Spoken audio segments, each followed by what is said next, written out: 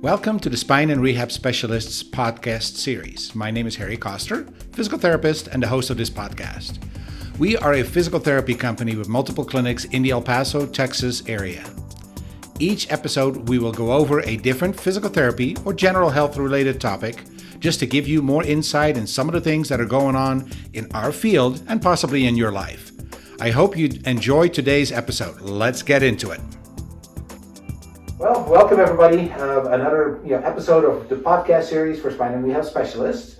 And I have a special guest with me today, Jennifer Armendariz. Jennifer, welcome. Thank you for having me. I'm excited to be here. I know, excited to have you here. So, Jennifer is, really, you have a couple of different aspects to you, right? So first of all, you're a healthcare provider. Yes. You're a nurse practitioner. Mm-hmm. Then you're also an exercise fitness enthusiast. Mm-hmm. You're owner of a gym, right? Yes, I'm a co-owner. Co-owner of a gym. Mm-hmm. So, and then, your latest addition is being a, beauty pageant contestant, right? And we're just going to throw that in, right? Oh, goodness, yes. So, now, I know the beauty contest, that wasn't how you got started. What got you started? Is it healthcare or is it exercise? What came first? What was your first passion? Probably exercise, I would say. Was it? Yeah? Yeah, like in high school and stuff, I was super active. And I think that just carried on through as I graduated and went into college and all of that stuff. And then, trying to maneuver my way through college and figure out what I wanted to do. Mm-hmm. Yeah. So how did you so you became a nurse first and then a nurse practitioner, right? Yeah. Mm-hmm. So what got you into nursing? Well, I would probably say that back in, maybe my answer is wrong, because back in 1995, my mom was diagnosed with kidney cancer. Mm-hmm. And, it was this whole whirlwind of events and emotions that happened. I was a junior in high school, and I was there with her through her surgery. And, obviously I've been with her through this journey now, even up until now when we found out that the cancer came back. So I would say that was probably my first experience in healthcare, right? And I went into nursing, and my first rotation was in oncology, and I always said I would never do oncology because it was emotionally draining. Sure. Then, as you know, I ended up being in oncology and hematology, and I absolutely love it. So, and I went on to be a nurse practitioner, and I still work in hematology and oncology at the VA, which I absolutely love. Good. So now, what made you open a gym or want to be part of owning a gym? I love the aspect of incorporating wellness into all aspects of our lives, right? And yes, the physical aspects of, strength training and weight loss are super cool, but the aspects that come from getting stronger on a day-to-day basis mentally, and how to use exercise as a form of stress relief and therapy, I think is super important. So that's why I love that. And, it's a gym geared towards women's fitness. Okay. So I think that's very empowering as well. Yeah, definitely. So awesome. We obviously, as a physical therapist, I see the effect of exercise because that's what we do every day. That's how we heal people because, pretty much physical therapy is exercise. But even in your field, so in the oncology field, how important is exercise? Because if you get the cancer diagnosis, that's probably one thing you're not really thinking about, is it? Yeah, you're right. I mean, I always say that when patients are first diagnosed, they have tunnel vision, right? And it's okay, I have this diagnosis, get me to that next step until I finish treatment, right? And then it isn't until the end where they start to think about now I have this neuropathy from the treatment, or, darn, I was on steroids for such a long time, now my sugars, and, all of these things. And then when the treatment's completed, then they start thinking about, I have a fatty liver, or I gained too much weight because I was so inactive during treatment, or I'm weak, or I'm off balance. And I think that the earlier that we can incorporate exercise or physical therapy to help strengthen their lower extremities, their upper extremities, the better for them. Because overall, the studies even show they're going to feel better during treatment the more active they are.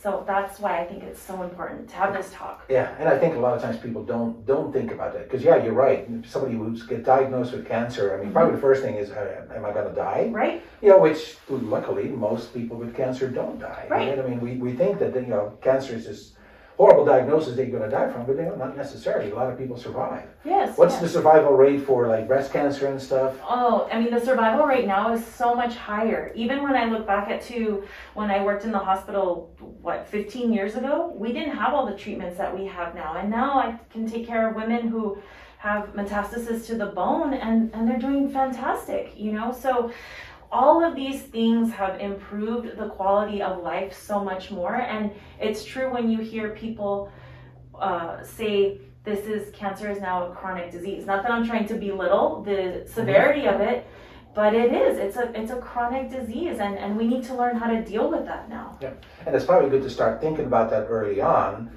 Not like, oh, well, let me just do all the treatment and see if I survive. And then if I survive, well, then I guess I'll see what's going on now. But I think people really need to plan more for, well, you probably are going to survive, your cancer diagnosis. So start looking at now so you can have quality of life afterwards. Yeah, absolutely. And so that way, like even things like they have better sleep, their sleep's better. Maybe we can help them work on things that helps to minimize their pain, their bone pain, all of these things that the treatments can cause for them, I think is so important to educate our community about. Yeah, definitely. So how do you incorporate that into that talk that you have with your patients? So in my previous place where I used to work, we would have like these introductory sessions about when we're talking to them about their chemotherapy, and I always wanted to, or I would throw in things about like wellness and how important that is also, because I wanted to start planting those little seeds, not let our patients think like, okay, I can eat whatever I want during treatment, I can do whatever, not exercise. No, I think we have to take care of the whole patient and be as holistic as possible. So those are the types of things that I like to do. Here at the VA, I'm really fortunate that we have things like the MOVE program, and we can implement all of these other aspects of nutrition and use all the other disciplines as well. So I think that's how we can start to do better. Great. So what is the MOVE program? You want to explain that to our listeners? Yeah, so the MOVE program is for our veterans, and what it is it's they are paired up usually with a nutritionist, and they are also given, like a meal plan, educated on, maybe they need to be on a diabetic diet or whatever, because a lot of our patients too that are going through cancer diagnosis and chemotherapy are also diabetics, and we still have to be cautious with that, right? So they're educated on that, and they're educated on the importance of movement, how much to move a day, all of these different modalities that I think as we want to get them to their next level of wellness. So that's what that program is. Okay, awesome. Yeah, I think it's so important to educate people on that. Because realistically, most people really don't know much about nutrition, right? I mean, we think you should know it's something you do every day is eat. Yeah, but we don't know. And somewhere along the lines, like we all kind of just get a little bit lost about what we're putting into our bodies, what we're eating, just all of that stuff, Yeah, I think there's so much, because if you really look at it, so many of our current diseases are, if they're not preventable by, a healthy diet and exercise, definitely their impact is so much reducible by those things. Yeah, and I think there's, I just read this statistic, I think there's 11 or 12 cancers that can be related to our poor nutrition and obesity. Yeah, absolutely. So for sure. So anything that we can do to, bring down inflammation in the body, because we all know that if we look at, like diabetes and high cholesterol, all that stuff, the first insult is always going to be the inflammation in our body. So we have to bring down that inflammation, right? So I think that's something crucial to teach patients as well. Yep, and we think it's complicated. You have to be on these really restrictive diets and these massive exercise programs, but that's not really what it's about, is it? No, and if we, even just, I'll never forget when a cardiologist here in town once made a comment, like the difference between his 90-year-old patients that come in on a walker and hunched over and his 90-year-olds that don't they're the ones that are like walking 2 or 3 miles a day. Like just something as simple as that, and patients often tell me, oh yeah, I walk at work all day, but that's different than getting that additional movement, before work or after work or on our lunch hour. I even tell people like, just get like little exercise nuggets in, like 10 minutes. Go walk for 10 minutes on your lunch hour if you have the ability to, or, go anything just to amp up that movement in your day-to-day activity. Yeah, absolutely. Actually, I read an article today, so it's very appropriate, on 10,000 steps, right? We hear that, you need to have 10,000 steps. Great.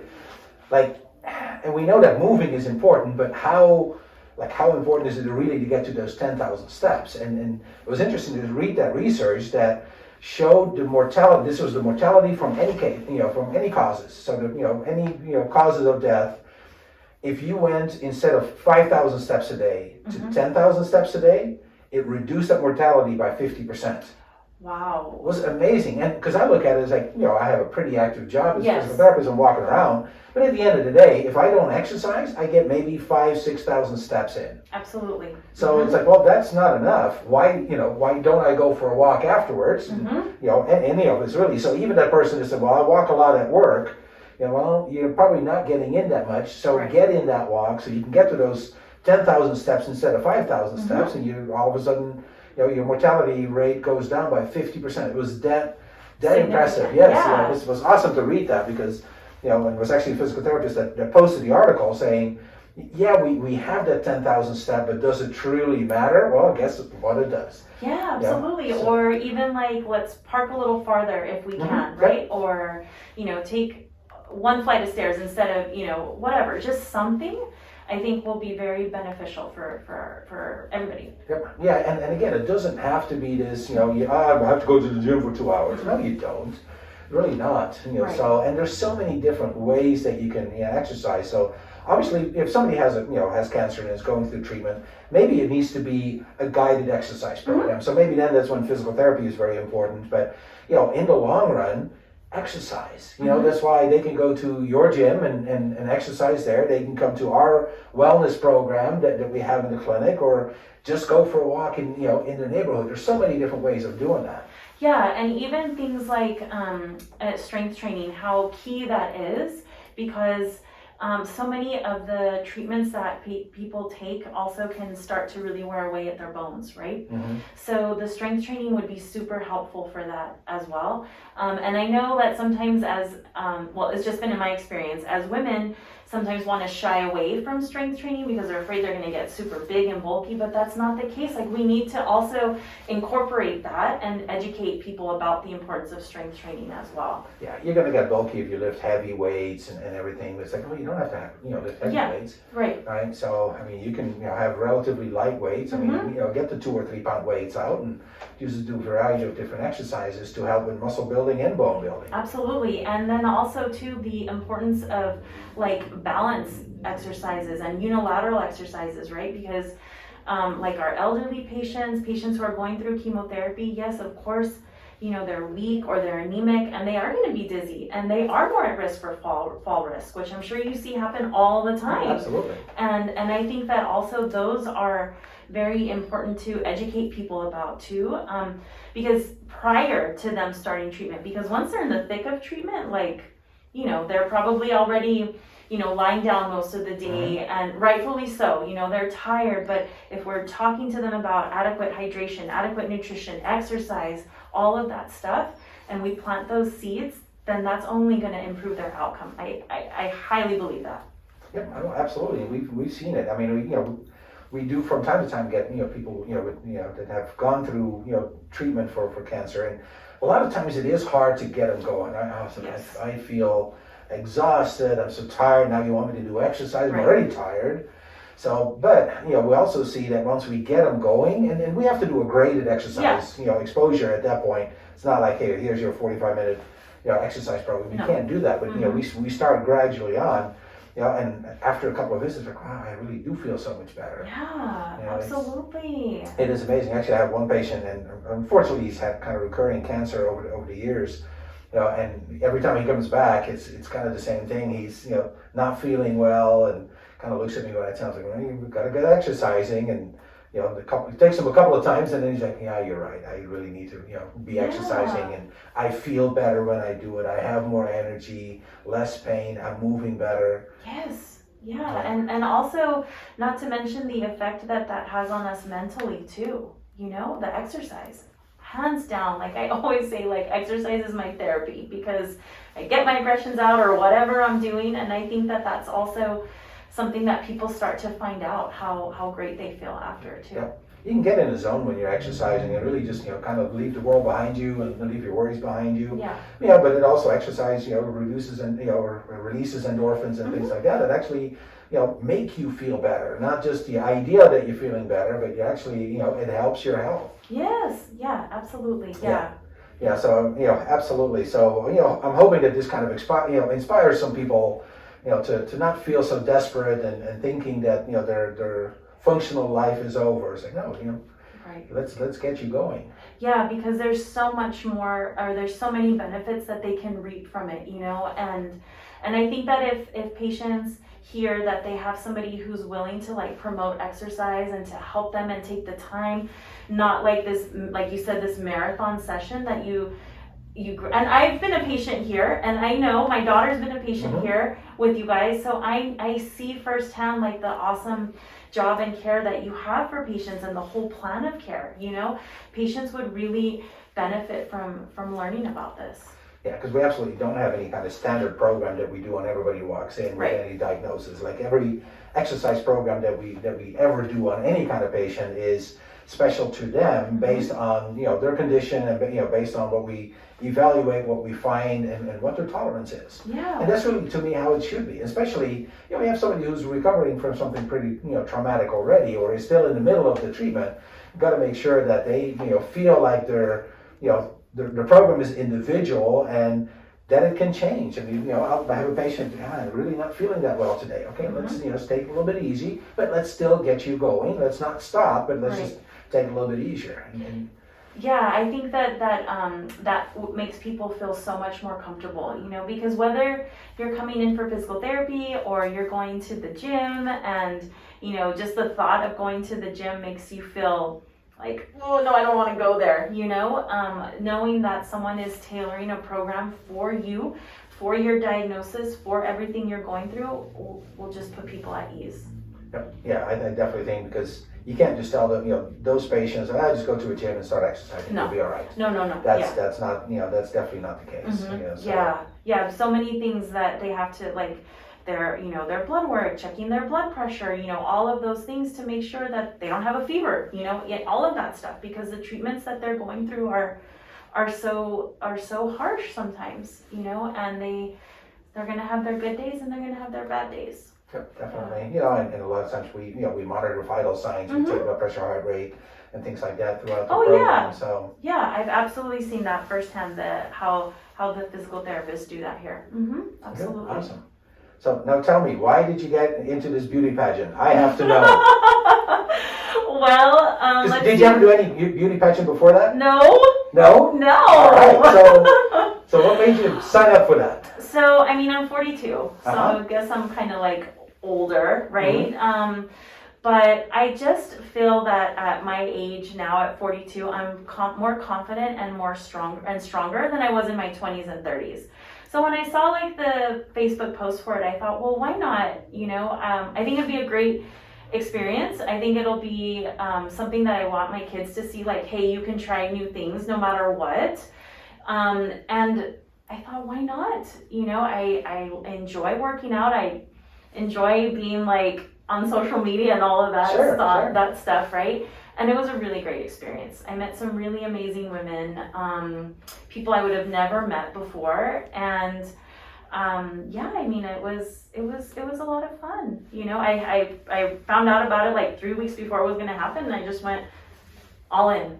Yeah, it's awesome. It's awesome. Yeah, I mean, I think it's good to see that. Yeah, as you get a little older, now 42 is not old by any means, but you can still be in good shape. Yeah. You can look good, feel good, and everything. And I think that's really empowering for women or for people in general. That like getting older doesn't mean that life is over and I'm out of shape. No, absolutely not. And I think like it was for the Mrs. El Paso. I'm born and raised El Paso, and I graduated from Eastwood High School, which was where the pageant was at. Like, these are my roots, so I want to do it. Absolutely. You were the runner-up, right? Yeah, I was the first runner-up. Awesome. Yeah. Yeah, I really like that it really ties in. So if you kind of look at you, so you're a healthcare provider, but at the same time you look at fitness and there's a little bit of beauty still in there. Absolutely. I think that mixture is really awesome. Yeah, it was a great experience, like I said, and I wouldn't have been able to do that without like the support of my husband and my mom and dad and my kids, and like cheering me on and all of that good stuff. So yeah, it was an experience. Yeah. Oh, I bet. It's awesome. So, really, I think people just need to walk away from this saying, like, if you can just get moving, get exercising, I mean, you'll feel better, you look better, you're happier in life. Yeah, I think that is key, and it's not always just about like the weight loss. It's really just about feeling better and stronger. I think that's so important, and I think that, like we keep mentioning, it doesn't have to be some huge commitment. I always tell patients, like, just walk down the side of your street, Yep. walk down one block. Yep. That's all I ask, and then come back. And then, tomorrow maybe you're gonna go 50 more steps. I don't know, something just to keep you moving. And little by little, you make those baby steps to get stronger, to go a little further, to do whatever. And that is so key.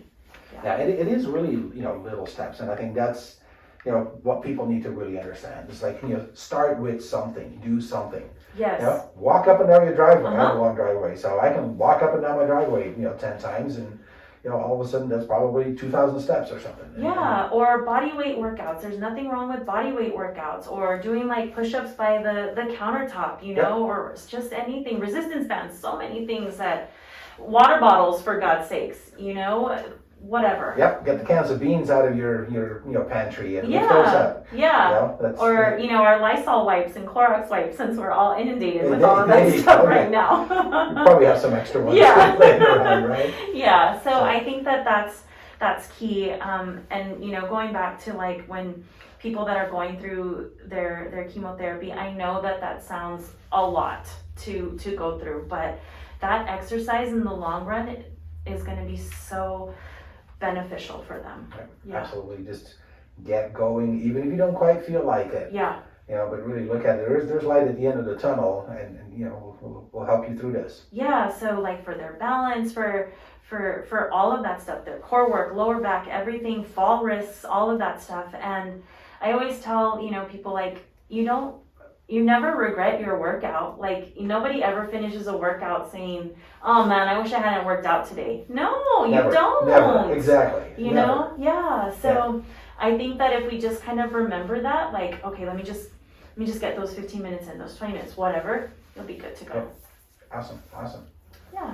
All right. Well, Jennifer, it was great having you on this podcast. Well, thank you. It's my first podcast ever, so really? thank you. Awesome. Well, you did great. So everybody, thank you for listening, and we're looking forward to the next podcast coming out. Awesome. Thank you.